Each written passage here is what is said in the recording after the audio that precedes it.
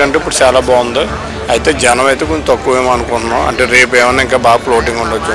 Machinery కూడా బాగా latest అయ్యి చాలా వచ్చినాయి. బాయిలరీ దాంట్లో అయితే మాత్రం చాలా లేటెస్ట్ ఎక్విప్మెంట్ వచ్చింది.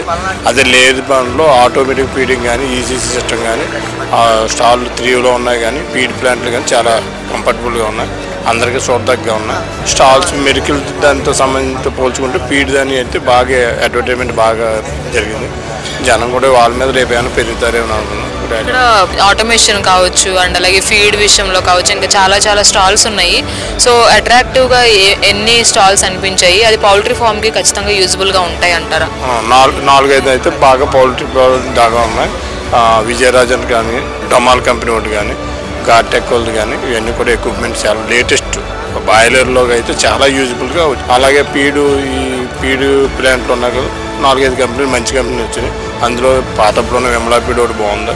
మళ్ళీ రీసెంట్గా వచ్చిన ఐబీ ఫీడ్ ఒకటి బాగుంది.